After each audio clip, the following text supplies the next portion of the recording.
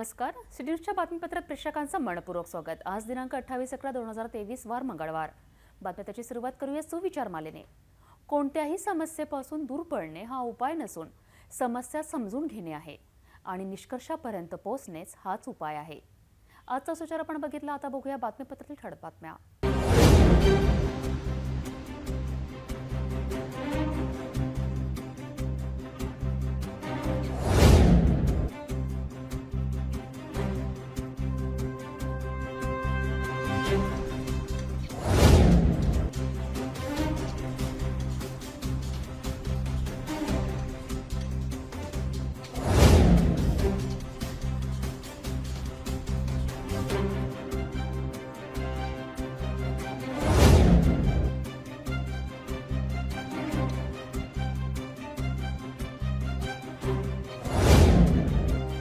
आपण ठळक बातम्या बघितल्या. आता घेऊया छोटासा ब्रेक.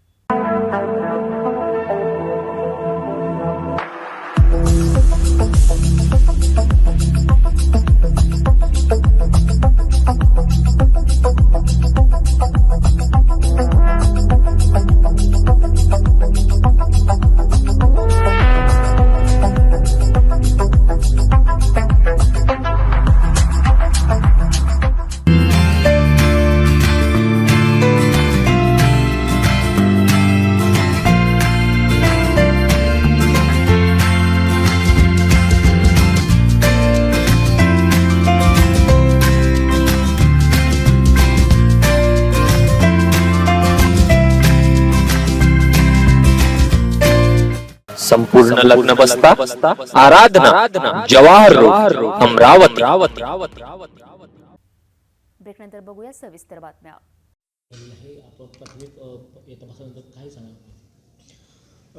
अमरावती ग्रामीण पुलिस के अंडर में तिवसा पुलिस स्टेशन के अंडर में कल इवनिंग में संजय मंडाले जो 55 साल के व्यक्ति थे और जो वहाँ पे सराफा का दुकान चलाते थे तिवसा में, उनके खुद के घर में कल इवनिंग 4 बजे के बाद में जो है उनकी हत्या की गई थी. उस समय में वो घर में अकेले थे. उनकी फैमिली किसी कारण की वजह से घर के बाहर गई थी और शाम को जब 7 बजे उनके फैमिली मेम्बर्स घर में पहुंचे थे तो उनका बॉडी देख के फिर फैमिली वालों ने जो है पुलिस को इंटीमेट किया था. खबर मिलने के बाद ज़िले के लेवल पे एलसीबी की टीम, पुलिस स्टेशन की टीम पहले गई थी. उसके बाद में जब ऐसा कंफर्म्ड हुआ कि उनकी जो है डेथ हो गई है तो इमीडिएटली फिर ज़िले के बाकी एलसीबी की टीम, डॉग स्क्वाड, फिर फिंगरप्रिंट यूनिट, बाकी यूनिट सारे जो है इंक्लूडिंग सीनियर ऑफिसर्स वहाँ पे रश किए थे एंड इन्वेस्टिगेशन जो है शुरू किया था. आज के दिन में और कल रात को 3 बजे के आसपास जो है पुलिस ने एफआईआर दाखिल किया है जिसमें फिरियादी जो है मृतक की बेटी है. एफआईआर दाखिल करके आगे का जो है प्रोसीजर हम चालू कर रहे हैं. Regarding the investigation police station K level pay 2 teams each headed by, यानी एक अधिकारी के लेवल पे एक टीम, ऐसे पुलिस स्टेशन के लेवल पे 2 टीम जो है इन्वेस्टिगेट कर रही है. साथ में एलसीबी के 4 अधिकारी उनके खुद के 4 टीम के साथ में इन्वेस्टिगेशन कर रहे हैं. हमको अभी तक कॉन्क्रीट लीड ऐसा मिला नहीं है, but we are verifying all aspects of the case, यानी हर एंगल से हम वेरीफाई कर रहे हैं केस को and I am pretty sure, यानी होपफुली जल्द से जल्द जो है हमको कुछ पॉजिटिव सुनने को मिलेगा, ऐसी मेरी ये है. Thank you. यस, मर्डर के साथ साथ चोरी भी हुआ है जिसमें इकुन मिला के 75 lakh including jewellery, gold, silver end cash, पूरा मिला के 75 लाख जो है उनके घर से चुरा के लेके गए हैं.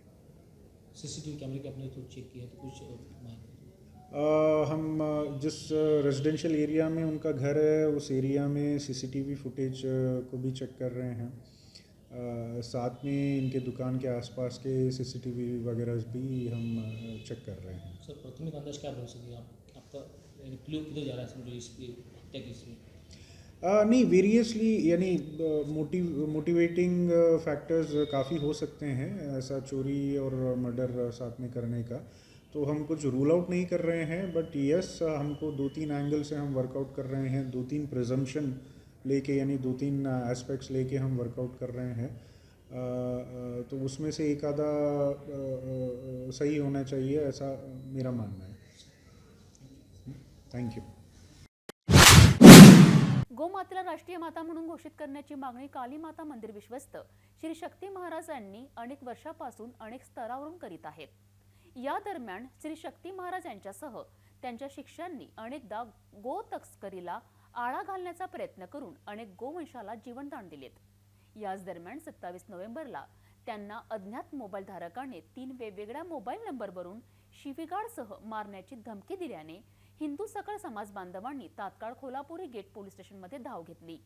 याआधी सुद्धा शक्ती महाराज यांनी गोरक्षण बद्दल कार्य केल्याने त्यांना अज्ञातांनी फोनवर धमकी दिल्याचे शक्ती महाराज यांनी स्पष्ट केलेत। धमकी देणाऱ्यांविरुद्ध कारवाई करण्याची मागणी यावेळी करण्यात आली। बोलो महाकाली माता की जय। आज माता के आशीर्वाद से, गौ माता के आशीर्वाद से मेरे को 2 महीने से धमकी बहुत आ रही थी कई लोगों की फ़ोन पे कि तुम अगर गौ माता का काम करेंगे, गौ माता को छुड़ाने लगाएंगे, पुलिस डिपार्टमेंट को आप ट्रीट देंगे तो हम तुमको मार डालेंगे। ये दो महीने पहले भी मेरे को 2-3 बार धमकी आई हुई है। और परसों सवेरे 10 से 10:30 11 के बीच में भी मेरे को बहुत बड़ी धमकी आई है 2 जगहों से फ़ोन पे कि उन्होंने ये बोले कि जो 54 गैया पकड़े थे सीरखेड़ पुलिस स्टेशन वालों ने, उस पुलिस डिपार्टमेंट को आपने ट्वीट दिए करके हम लोग आप अगर ये छोड़ेंगे नहीं तो हम जल्दी जल्दी आपको जान से मार डालेंगे और जिंदा जला देंगे। ये मुझे धमकी आई है। बस मैं इतना ही बोलना चाहता हूँ। और हमने कल पुलिस प्रशासन में खोलापुरी गेट पुलिस स्टेशन में पीआई टाले सर जी को हमने कल कंप्लेंट करे हुए हैं। और इस कंप्लेंट की जल्दी से जल्दी कहाँ के फ़ोन आए हुए हैं, इस कंप्लेंट की जल्दी से जल्दी हमारे को यह मालूमात होना चाहिए पुलिस डिपार्टमेंट से। बोलो महाकाली माता की जय। तिवसा येथील सुवर्णकार संजय मांडळे यांची भर दिवसा अज्ञातांनी निर्गुण हत्या केल्याने जिल्हाभरातील सुवर्णकारात भीतीचे वातावरण पसरले आहे। या घटनेने जिल्ह्यातील अमरावती जिल्हा सुवर्णकार संघाच्या पदाधिकाऱ्यांनी मंगळवारी अप्पर पोलीस अधीक्षक विक्रम साळी यांना निवेदन सादर केलेत। मारेकरूचा तात्काळ शोध लावून अटक करण्यात यावी। मृतक सुवर्णकार संजय मांडळे यांची हत्या करून लाखोंचा ऐवज चोरी केल्याने पोलिसांनी आता शहरी ग्रामीण सुवर्णकारांना सुरक्षा व्यवस्था लावण्यात यावी अशी मागणी यावेळी करण्यात आली। काय झालं, तिवसा तालुक्यातील आमचे संजय मांडळे नावाचे सराफी व्यावसायी आहे। त्यांच्याकडे काल भर दिवसा 2 ते 7च्या मधात त्यांच्या घरात काही दरोडेखोर घुसले 5 ते 10च्या संख्येने आणि त्यांच्या घरातला सोने चांदी पैसे हे तर घेऊनच गेले, पण त्यांचा मर्डरसुद्धा त्यांनी खूनसुद्धा केला। त्या घटनेचा निषेध म्हणून आणि पोलिसांनी त्यांना तातडीनं जे दरोडेखोर आहे हल्लेखोर आहे त्यांना तातडीनं अटक करावी यासाठी आम्ही सन्माननीय SP विशाल आनंद साहेब आणि ॲडिशनल SP विक्रम साळी साहेब या दोन्ही वरिष्ठ अधिकाऱ्यांना निवेदन दिलं। या ठिकाणी अमरावती जिल्हा आमचं जे नरहरी माडवी सोनार संघ आहे, त्याचप्रमाणे जिल्हा सुवर्णकार संघ आणि अखिल भारतीय माडवी सोनार महासंघ या संयुक्त विद्यमानानं सर्व संपूर्ण पदाधिकारीच्या वतीनं आणि जिल्ह्यातील सोनारांच्या वतीनं आम्ही SP साहेबांना निवेदन दिलं आणि आमची मागणी त्या ठिकाणी अशी आहे की त्यांना जे कोणी हल्लेखोर असेल दरोडेखोर असेल त्यांना ताबडतोब त्यांचा शोध घेऊन त्यांना अटक करा आणि त्यांच्यावर जास्त मोठा म्हणजे कडक कारवाई करा ही आमची या ठिकाणी मागणी होती आणि असं आम्ही निवेदन यांना दिलेलं आहे। आणि जर भविष्यात याच्यावर जर हे दरोडेखोर लवकरात लवकर नाही मिळाले तर आम्ही ज्या पद्धतीने आता मराठा संघाचं आंदोलन चालू आहे त्याच पद्धतीनं आम्ही सोनारांचं पण आंदोलन मोठ्या प्रमाणात या ठिकाणी आम्ही उभारू एवढं या प्रसंगी सांगत आहे। 27 नोव्हेंबर सोमवारी महाराष्ट्रातील अनेक जिल्ह्यात धोधो पाऊस बरसला। कुठे हलका पाऊस तर अनेक जिल्ह्यात जोरदार पाऊससह गारपीट सुद्धा झाली. नाशिक जिल्ह्यातील निफाड येथे जोरदार गारपीट झाली. एका 4 चाकी वाहन चालकाने वाहनातूनच झालेली गारपीट आपल्या मोबाईलमध्ये कैद केली. आता 28 नोव्हेंबर मंगळवारी सायंकाळनंतर रात्री उशिरापर्यंत विदर्भातील अमरावती, अकोला, बुलढाणा, वाशिम, यवतमाळ, वर्धा, नागपूर, भंडारा, गोंदिया जिल्ह्यात सर्वत्र तसेच चंद्रपूर व गडचिरोली जिल्ह्यात काही भागात वादळी वारे व विजांसह वादळी पावसाची शक्यता असून काही भागात मुसळधार पावसासहित हलक्या गारपिटीची शक्यता आहे, असा अंदाज हवामान खात्याने व्यक्त केला आहे. यामुळे शेतकरी व नागरिकांनी या संदर्भात आवश्यक ती खबरदारी घ्यावी. आवश्यकता भासल्यास महाराष्ट्र नैसर्गिक आपत्ती व्यवस्थापन केंद्राच्या आपल्या जिल्ह्यातील कंट्रोल रूमशी संपर्क करावा, असे आवाहन सुद्धा करण्यात आले आहे.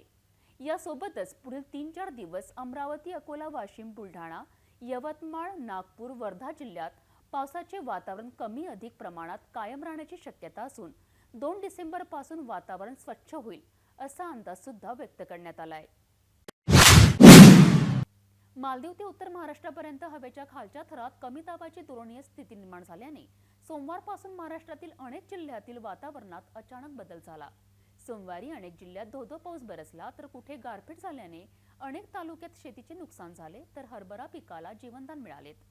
अमरावती जिल्ह्यात सुद्धा सोमवार मंगळवारी पाऊस बरसल्याने अचानक वातावरणात बदल झाला.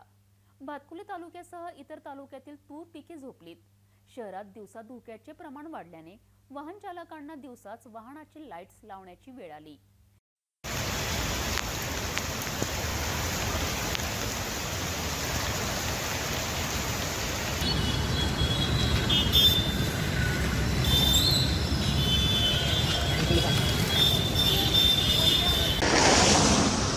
नोव्हेंबरचा महिना म्हणजेच हिवाळ्याचा ऋतू, परंतु याच हिवाळ्याच्या ऋतूमध्ये संपूर्ण महाराष्ट्रातील अनेक जिल्ह्यामध्ये पावसाळ्याचं प्रमाण वाढल्याचं दिसून येत आहे. सोमवारपासून अमरावती जिल्ह्यासह अनेक तालुक्यामध्ये धो-धो पाऊस बरसला आणि पुन्हा वातावरण बदललं आहे. हिवाळ्याच्या दिवसामध्ये आता चक्क रेनकोट छत्र्याबाहेर निघालेला आहे. एकीकडे थंडीचे दिवस, स्वेटरचे दिवस असताना याच ऋतूमध्ये हिवाळा आणि पावसाळ्याचा सुरेख संगम निर्माण झाल्याचं दिसून येत आहे. याच पावसाळ्याचा फटका आता शेतकऱ्यांसुद्धा बसलेला आहे. अनेक तालुक्यातील अनेक शेतातील सोयाबीनचे पिकेसुद्धा आता झोपल्याचे दिसून येत आहेत. तर यासोबतच सोयाबीनचं पिकं तर शेतकऱ्यांनी काढलेलं आहे, मात्र आता तूर शेंगा उगवणार का हा प्रश्न आता निर्माण झालेला आहे. पावसामुळे तुरीच्या शेंगासुद्धा रोपटेसुद्धा झोपल्याचं दिसून येत आहे आणि यासुद्धा सोबतच कापसाचं नुकसान झाल्याचं दिसून येत आहे. अमरावती शहरामध्ये आपण थेट दृश्य पाहू शकता. 5:15 वाजताची ही वेळ आहे आणि याच 5 वाजताच धुक्याचं प्रमाण मोठ्या प्रमाणात वाढल्याने अनेक वाहनावरील लाईटसुद्धा लावण्यात आलेले आहे. म्हणजे धुकेमुळे अमरावती शहरातील वातावरण 5:15 वाजता संध्याकाळ निर्माण झालीत का हे यावरून दिसून येत आहेत. त्यामुळे रस्त्यावरील समोरील वाहने दिसण्याकरिता प्रत्येक वाहन चालकाने आपल्या 4 चाकी आणि दुचाकीवरील लाईटसुद्धा त्यांनी सुरुवात केलेली आहे.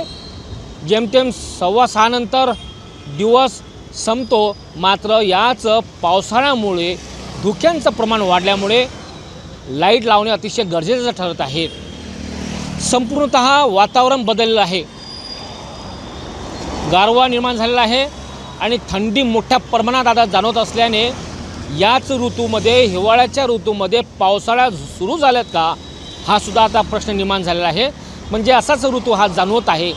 अनेकांनी आपल्या घरातील बाजूला ठेवलेल्या, घरात ठेवलेल्या, साठवून ठेवलेल्या छत्र्या, रेनकोट याच पावसामुळे आता बाहेर काढलेला आहे आणि गारवा मोठ्या प्रमाणात निर्माण झाल्यामुळे अमरावती जिल्ह्यामध्ये सुद्धा थंडीचं प्रमाण वाढलेलं आहे. आणि हाच पाऊस आता बुधवार गुरुवारपर्यंत राहण्याची शक्यता हवामान खात्याने वर्तवण्यात आलेली आहे. गुलाबी थंडीचं वातावरण एकीकडे निर्माण झालेलं आहे, मात्र अवकाळी बरसलेल्या याच पावसामुळे वृद्धांनासुद्धा त्रास निर्माण होण्याची शक्यता नाकारता येत नाही, हे सुद्धा तितकंच खरं. आणि याच अवकाळी पावसामुळे शेतकऱ्यांच्या शेतींचं मोठं नुकसान झालेलं आहे. हिवाळ्याच्या ऋतूमध्ये पावसाळ्याचा संगम होणे हा एक वेगळा ऋतू निर्माण झाल्याचं स्पष्ट चित्र दिसून येत आहे. परिस्थिती आहे, परिस्थितीनुसार हे पाणी जे आहे हे लेट आलं आहे. अवकाळी पाणी हे लेट आल्यामुळे आपण इथं जागेवर पोहू शकतो. आता आपण आपल्या शेतामध्ये आलो आहोत. पूर्ण फ्लोर याचा गळलेला आहे आणि जे शेंग आहे हे शेंग तर आपली तशी भरणार होती, कारण की कमी पावसाच्या अभावी कमी माल लागला आपल्या तुरीला आणि कमी माल लागल्यामुळे आता नवीन जी फुलधारणा होत होती हे फुलधारणा आता गळलेली आहे ह्या पाण्यामुळे. तर त्यामुळं आपल्याला ह्या जर विचार करतो म्हटलं त्या अवकाळी पाण्यामुळे आपलं नुकसान झालेलं आहे तुरीचं असं दिसून आलं. आता तुम्ही हा प्लॉट सगळा पाहू शकता. आपला एकटा सगळा जमीनदोस्त प्लॉट झालेला आहे तुरीचा आणि आपण विमा काढला आहे. विमा काढला असून क्लेमही केला आहे. क्लेम केला असूनही सध्या की कोणती शासनाने आपल्याला हे केली नाही, मदत केलेली नाही आहे. आता विषय असा आहे की कपाशीचं समजा वेचणी चालू आहे. कपाशी फुटणं चालू झालं, वाढ तिची पूर्ण झालेली आहे, वाढ तिची खुंटली आहे. पावसाची लंबी गॅप झाल्यामुळे तिची वाढ खुंटली आणि आता तिला काही फर्दर वगैरे की होऊ शकत नाही. त्यामुळं जो कापूस आपला फुटलेला आहे तो तेवढाच आपल्याला पीक होणार आहे आणि आता हे जे गॅप पडली त्यामुळं आता की समजा जे कापूस फुटला आहे हे त्याचं नुकसान होणार आहे. आपलं कापूस फुटलेलं आहे याचं हा 100% नुकसानदायकच ठरणार आहे. हा जर पाणी 15 दिवस पहिले आला असतं तर आपल्या सर्व पिकासाठी एक वरदान असलं असतं. तर हे कापूस फुटला आहे आणि पाणी आलं तर आता वेचणं आपलं सगळं थांबलं आहे. आणि जर पाणी असं आलं की परवाच्या दिवसला जास्त आलं आणि कालच्या वेळेस जास्त आलं, त्यामुळं आता अजून 2-3 दिवस पाणी सांगितलं आहे. तर आता काय नुकसान येऊन सांगता येत नाही आपल्याला. हरभऱ्याची पेरणी झालेली आहे आणि तिच्या हे पाणी समजा जास्तच झालं, त्याला काही जास्त पाणी लागत नाही चण्याला. शासनाकडे काहीच नाही. आमचे जे विमे काढले आहे विमेप्रमाणे जर आम्हाला पैसे भेटले, जेवढे ते विम्याचे क्लेमनुसार आम्हाला जे आम्ही लाभार्थी ठरतो तेवढे भेटले, आम्ही त्याची समाधानी आहोत. पण गेल्या 2 ते 3 वर्षात काही एवढं काही फारसं मदत मिळाली नाही शासनाकडून आणि विम्याची परतफेड भेटली नाही.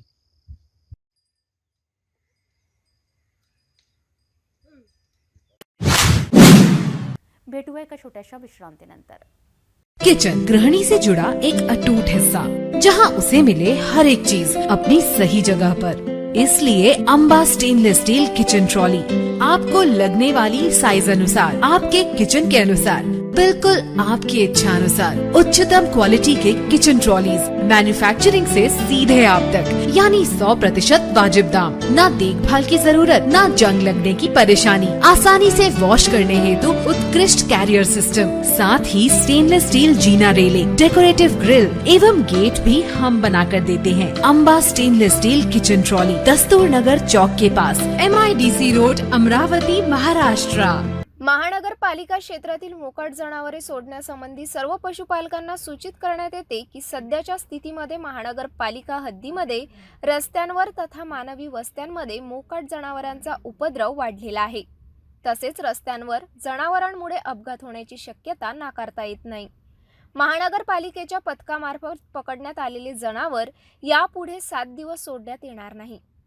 मोकाट जनावरांवर तिप्पट दंड आकारण्यात येईल। तसेच जनावरांमुळे अपघात अथवा मानवी जीवितास धोका झाल्यास महाराष्ट्र पोलीस अधिनियम कलम 90 गुराढोरांना रस्त्यावर भटकू देणे किंवा खाजगी किंवा सार्वजनिक मालमत्तेवर अतिक्रमणे करू देणे यासाठीची शिक्षा, कलम 91 गुरास कोंडवाड्यात घालणे, कलम 92 हक्क सांगितलेले गुरे स्वाधीन करणे, कलम 93 हक्क न सांगितलेले गुराढोरांची विक्री, कलम 99 सडके संबंधीचे नियम न पाळणे, कलम 100 प्राण्यांकडून अडथळा किंवा खोडी करविणे, कलम 106 घोडे वगैरे मोकळे सोडणे, हिंसक कुत्रे मोकळे राहू देणे।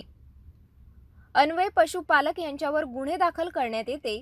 तसेच संबंधित पोलीस स्टेशन यांचे परवानगीशिवाय जनावरे सोडण्यात येणार नाही। पशुपालक यांच्यावर गुन्हे दाखल करण्यात येते। तसेच संबंधित पोलीस स्टेशन यांची परवानगीशिवाय जनावर सोडण्यात येणार नाही।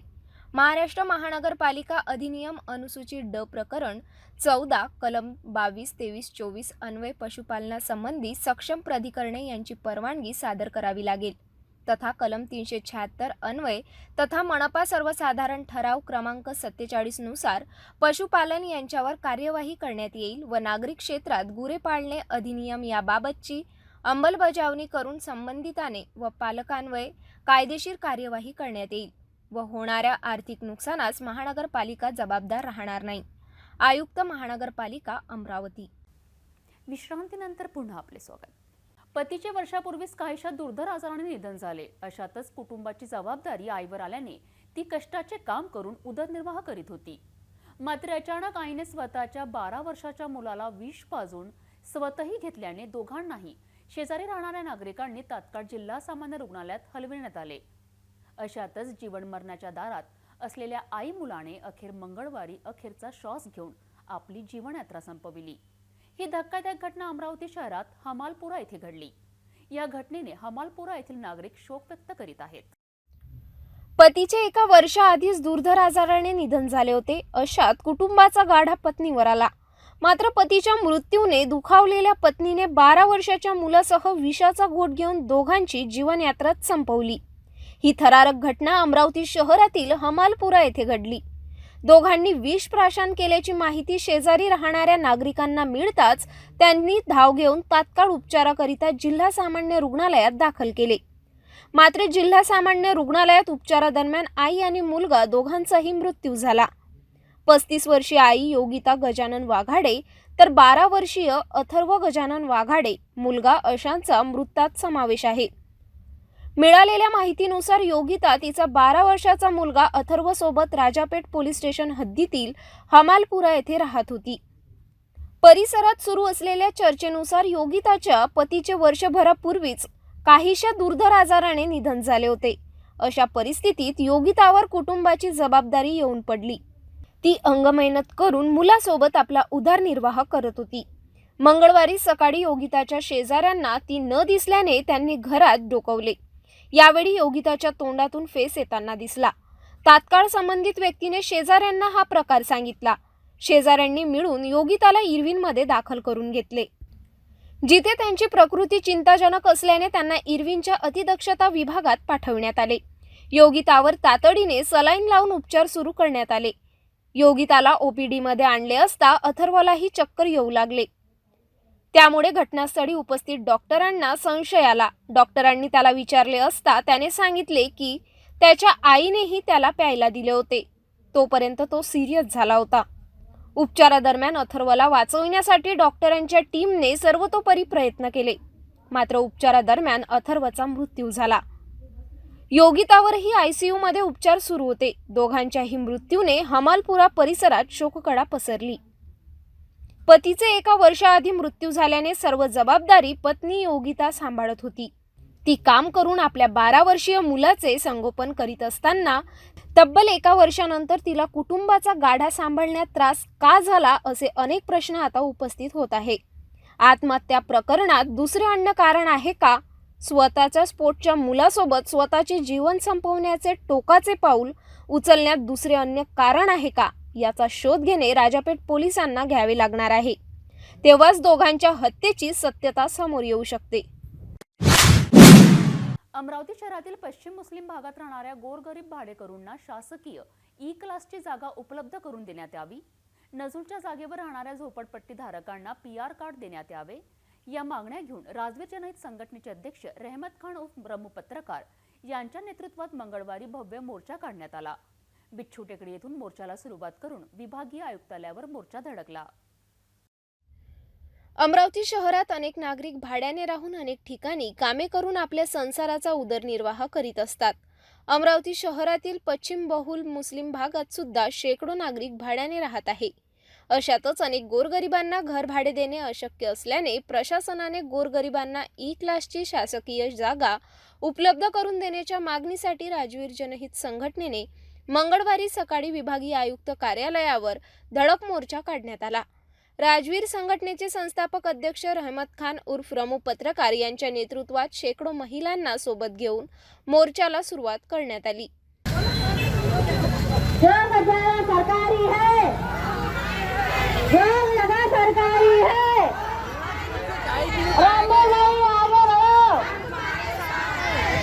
बिच्छू टेकडी येथे पश्चिम मुस्लिम बहुल भागातील शेकडो महिला हजर होऊन मोर्चाला सुरुवात करण्यात आली. काढण्यात आलेल्या मोर्चात चपराशीपुरा बियाणी चौक मार्गे विभागीय आयुक्त कार्यालय दाखल झाला. या मोर्चात नजूल जागेत झोपडपट्टीत राहणाऱ्या नागरिकांना प्रशासनाने PR कार्ड देण्यात यावे, मुस्लिम पश्चिम भागातील भूखंड धारकांना PR कार्ड देण्यात यावे अशी मागणी निवेदनातून करण्यात आली. मैं रहमत खान और ब्रह्मो राजवीर जनहित संगठन का संस्थापक अध्यक्ष आज बड़नेरा अमरावती शहर के झोपड़पट्टी धारकों के लिए हमने पीआर कार्ड भूखंडारकियों के लिए पीआर कार्ड की मांग की है। और जो सरकारी जगह है, सरकार से हमारी विनंती है कि जो सरकारी जगह है वो सरकारी जगह घर किराएदारों को मिलना चाहिए। जैसा कि उद्योगपतियों को, इंडस्ट्रीजियों को आप जगह देते हो, वैसा ही गरीबों को देना चाहिए कि गरीब कहाँ जाएगा। आज के महंगाई के दौर में हज़ार रुपये, 1500 रुपये घर भाड़ा भर भर के वो परेशान है। पर्टिकुलर कैसा है, हर तबके का आदमी रोज़ मजदूरी मतलब बर्तन मांजता है, काम करता है। ऐसे लोगों के लिए सरकार ने सोचना चाहिए, ये सरकार तक क्या आवाज़ जाना चाहिए। राजवीर संगठन का यही माध्यम है। और इनको सरकार की जो ई क्लास की जगह है वो सरकारी निःशुल्क मिलना चाहिए, बगैर पैसे के मिलना चाहिए। इसके लिए हमारा राजवीर संगठन का संघर्ष चालू है। आज हमने बड़नेरा, अमरावती शहर, मुस्लिम बहुल पश्चिम परिसर के हज़ारों महिलाओं पुरुषों के संख्या से मोर्चा कलेक्टर ऑफिस पर रैली लेकर के, विभागीय आयुक्त पर रैली लेकर के आए। और विभागीय आयुक्त साहब के मार्फत हम सरकार से, प्रशासन से ये मांग करते हैं और ये संदेश देना चाहते हैं उनको कि इन गरीबों के बारे में आपको सोचना है। 2011 का जो जीआर है वो पर्टिकुलर झोपड़पट्टी धारकों को पीआर कार्ड मिलना चाहिए। अब तक के वो काम पूरा नहीं हुआ है। ऐसे झोपड़पट्टी धारकों को पीआर कार्ड मिलना चाहिए और इन लोगों को लाभ मिलना चाहिए। दूसरा यह है कि भूखंडारी जो है, भूखंडारियों के अंदर में खेत मालकों ने 100 रुपये पर स्टैम्प पर भूखंड बेचा है और वहाँ पर उनकी मूलभूत सुविधा नहीं हो रही है। मूलभूत सुविधा के लिए भूखंडारियों को पीआर कार्ड मिलना चाहिए। सबसे पहली बात यह है कि जो मूल महसूल विभाग का रकम है वो सरकार ने खेत मालकों से वसूल करना चाहिए और इनका मुबदला ना बढ़ते हुए इनको पीआर कार्ड मिलना चाहिए। झोपड़पट्टी धारकों को भी पीआर कार्ड मिलना चाहिए। बिच्छू टिकड़ी, राहुल नगर, चपरासीपुरा, वड्डरपुरा, बडाली, इंकैयापुरा, चमन चावली, ये पूर्व क्षेत्र के अलावा और भी फेजरपुरा, ये क्षेत्रों के नाम है। बड़नेरा से अलमास नगर, चमन नगर, नई बस्ती, जूनी बस्ती, उसके अलावा मुस्लिम क्षेत्र से रहदरपुरा, यास्मीन नगर, गुलिस्तान नगर, सागर नगर, हनुमान नगर, बाबा चौक, लालखड़ी परिसर, गुलिस्तान नगर, अकबर नगर, ऐसे अनेक परिसरों से हज़ारों लोग यहाँ आए हैं ये आशा के लिए। और ये राजवीर संगठन पे विश्वास करते हैं। हम इनके लिए न्यायालय तक की प्रक्रिया जारी रखेंगे। हम लड़ेंगे, संघर्ष करेंगे, इनको इंसाफ दिला के लेंगे, ये हमारा बोलना है। मोर्चाचे स्वरूप पाहता विभागीय आयुक्त कार्यालयाजवळ शेकडो पोलिसांचा बंदोबस्त लावण्यात आला होता। बडनेरा जुनी वस्ती परिसरातील उसरेवाडा येथे सुदर्शन समाजाच्या वतीने सुदर्शन समाजाचे आराध्य दैवत सुदर्शन महाराज यांची जयंती मोठ्या उत्साहात साजरी करण्यात आली। यावेळी काढण्यात आलेल्या मिरवणुकीत ढोल ताशा रोषणाईत समाज बांधवांनी आपला आनंद व्यक्त केला। या मिरवणुकीचे माता फैलमधील जागृत देवस्थान असलेल्या मरी माता जगदंबा मंदिरा परिसरात या रॅलीचे भव्य स्वागत करण्यात आले। सुदर्शन समाजाचे आराध्य दैवत संत सुदर्शन महाराज यांची जयंती बडनेरा येथील जुनी वस्ती परिसरातील उसरेवाडा येथे मोठ्या हर्ष उल्हासात साजरी करण्यात आली। या दरम्यान सुदर्शन महाराज यांच्या भव्य प्रतिमेचे पूजन करून ढोल ताशे व विद्युत रोषणाईच्या सजवलेल्या 4 चाकी वाहनातून भव्य मिरवणूक काढण्यात आली। जुनी वस्ती परिसरातील उसरेवाडा येथून सुरू झालेली ही मिरवणूक बारीपुरा, माळीपुरा, भगतसिंग चौक, तेलीपुरा मार्गे माता फैल येथे सदर रॅली काढण्यात आली व माता फैलातील जागृत देवस्थान असलेल्या मरी माता जगदंबा मंदिरा परिसरात या रॅलीचे भव्य स्वागत करण्यात आले। जागृत देवस्थान जगदंबा मरी माता मित्रमंडळातर्फे शोभायात्रेतील सहभागी भाविक भक्तांना फराळाचे वाटप करण्यात आले व पूजा अर्चना करून सदर रॅलीचे प्रस्थान श्री वाड्याकडे करण्यात आले। सुदर्शन महाराज जयंती निमित्त भव्य महाप्रसादाचे आयोजन करण्यात आले असल्याची माहिती सुदर्शन समाजाच्या वतीने देण्यात आली। या संदर्भात मुकेश दुसरे यांनी आमचे प्रतिनिधी मच्छिंद्र भटकर यांच्याकडे सुदर्शन महाराजांच्या इतिहासाबद्दल माहिती विशद केली। दुसऱ्या वाड्यापासून या मिरवणुकीची सुरुवात झालेली आहे आणि या माता फैलामध्ये जगदंबा माताच्या मंदिरासमोर त्यांचं स्वागत करण्यात आलं आहे। या संदर्भात माझ्यासोबत आहेत एक भाविक। नाम क्या आपका? मुकेश रमेश दुसरे, वस्ती बडनेरा। आज सुदर्शन जयंती आहे आणि गुरुनानक जयंती आहे। सुदर्शन जयंती हे खूप वर्षापासून, दापर युगापासून 5000 वर्षापासून सुदर्शन जयंती चालत आहे आणि सुदर्शन महाराज, महर्षी सुदर्शन म्हणजे भारत देशामध्ये महर्षी महाराज फक्त 7 झालेले आहे आणि महर्षी म्हणजे हे पदवी खूप मोठी पदवी आहे आणि दापर युगमध्ये त्यांचा इतिहास आहे आणि महाभारतामध्ये या सुदर्शन महाराजांचा खूप मोठा इतिहास आहे, पण काही कारणास्तव त्यांचा इतिहास दाखवण्यात नाही आलेला आहे। तरी पण आम्ही सर्व समाज बांधव मिळून सुदर्शन महाराजांची जयंती करतो आणि आमचे सर्व समाजाचे लोक या जयंतीमध्ये उपस्थित राहते। सुदर्शन महाराजांचा इतिहास दाबण्यात कोण जबाबदार आहे? आता सुदर्शन महाराजचा इतिहास दाबण्यात कोण आहे हे तर आम्हाला माहीत नाही, पण आम्हाला जे माहिती आहे आम्ही तुम्हाला ते सांगू शकतो. काही आपण आता म्हटलं की सुदर्शन महाराजाचा इतिहास दाबण्यात आलेला आहे, याला जबाबदार कोण आहे? याला जबाबदार म्हणजे सुदर्शन महाराज हे ते इतर समाजाचे तुच्छ समाजाचे असल्याच्या कारणानं त्यांनी श्रीकृष्ण महाराज यांनी ज्या वेळेस कौरव पांडवाचं युद्ध झाला त्यावेळेस युद्ध शांत करण्यासाठी त्यांनी एक यज्ञ ठेवला होता. त्या यज्ञाची एक अशी अट होती का ज्या वेळेस जेपर्यंत त्या यज्ञामध्ये सर्व भारत वंशाचे 12 संत येणार नाही तोपर्यंत यज्ञ सक्सेस होणार नाही आणि तो शंख वाजणार नाही. धनिशंख म्हणते जे आकाशातून वाजणार होता. परतवाडा शहरात 50वी ज्युनियर स्टेट चॅम्पियनशिप कबड्डी स्पर्धेचे आयोजन चांदूर बाजार येथील चेतना बहुउद्देशीय क्रीडा मंडळ वतीने करण्यात आले. या स्पर्धेत विदर्भातील महिला व पुरुष कबड्डीचे 30 संघ सहभागी झाले होते. 3 दिवसीय स्पर्धेत अनेक संघात अत्यंत चुरशीची लढत होऊन अमरावती जिल्हा पुरुष संघ अजिंक्य ठरला तर वाशिम जिल्हा उपविजयी ठरला आहे. महिला कबड्डी संघात नागपूर महिला संघ अजिंक्य तर अमरावती महिला संघ उपविजयी ठरले आहे. विजेता संघाला मान्यवरांच्या हस्ते सन्मानित करण्यात आले. ही स्पर्धा पाहायला दूरवरून शेकडो कबड्डी प्रेमींची गर्दी उसळली होती. 50वी ज्युनियर स्टेट चॅम्पियनशिप कबड्डी स्पर्धा चेतना बहुउद्देशीय क्रीडा मंडळ परतवाडा येथे संपन्न झाले. यावर्षीपासून अजिंक्यपद कबड्डी स्पर्धेचे आयोजन परतवाडा येथे करण्यात आले. माजी राज्यमंत्री स्वर्गवासी दयाराम पटेल यांच्या स्मृती दिनाच्या निमित्त 3 दिवसीय कबड्डी स्पर्धा कांडली ग्रामपंचायतच्या परिसरात आयोजित करण्यात आले. या कबड्डी स्पर्धेत अमरावती जिल्हा पुरुष संघ यांनी विजेतेपद पटकाविले तर उपविजयी वाशिम ठरला आहे. तर महिलांमध्ये नागपूर महिला संघ विजयी तर अमरावती महिला संघ उपविजयीचा मानकरी ठरला आहे.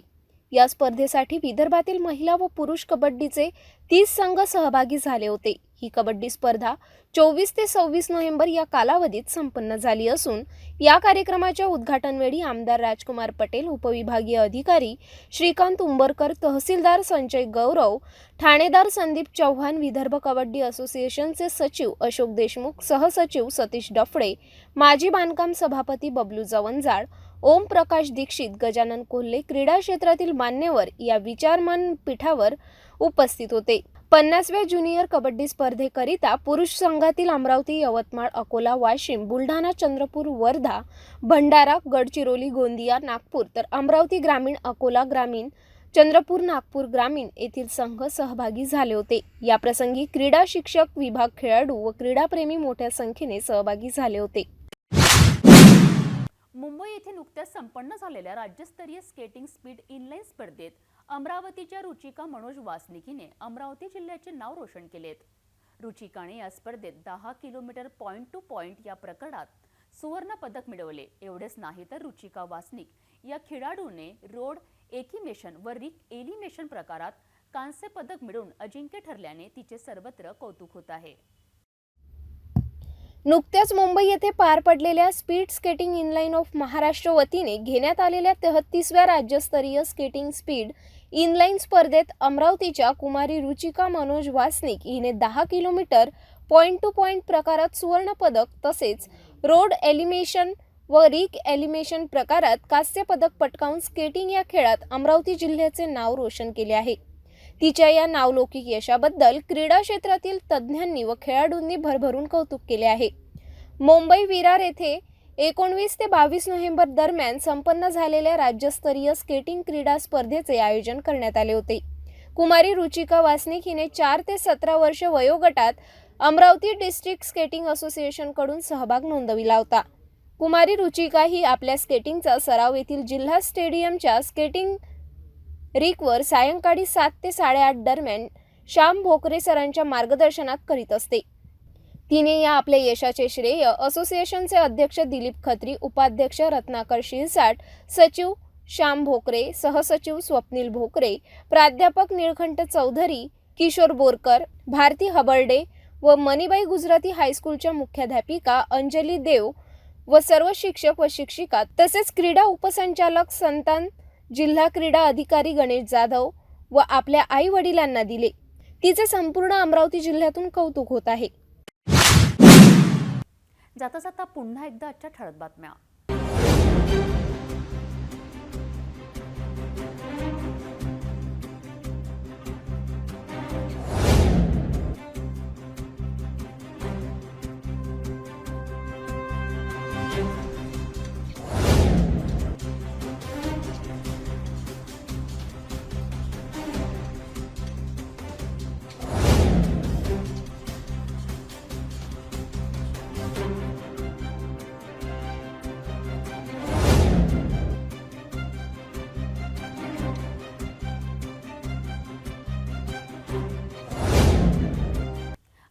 सिटी न्यूज चॅनल आपल्या टीव्हीवरही बघू शकता. यामध्ये GTP 73 फॉस्फे 256, सिटी केबल चॅनल 92वर. जर आपल्या टीव्हीवर सिटी न्यूज दिसत नसेल तर आपण आपल्या केबल ऑपरेटर संपर्क करावे. आपण सिटी न्यूज केबलच्या व्यतिरिक्त यूट्यूब, फेसबुक, इंस्टाग्राम आणि ट्विटरवर बघू शकता. याकरिता सोशल मीडिया अकाउंट सबस्क्राईब करा, फॉलो करा, लाईक करा. यूट्यूब अकाउंट सबस्क्राईब करण्याकरिता सबस्क्राईब बटनाला क्लिक करा आणि बेल आयकॉन दाबायला विसरू नका, कारण सर्व ताजे समाचार आपल्यापर्यंत पोहोचणार आहेत. तसेच सिटीचे फेसबुक पेज लाईक करा, इंस्टाग्राम आणि ट्विटर हँडल फॉलो करा. आपण व्हॉट्सॲपवर सुद्धा सूचना देऊन न्यूज प्राप्त करू शकता. व्हॉट्सॲप नंबर खाली स्क्रीनवर येत आहे. हे बातमीपत्र एवढ्यावरच थांबूया. पुन्हा भेटूया नवीन घडामोडींसोबत. आपण बघत राहा फक्त सिटी न्यूज.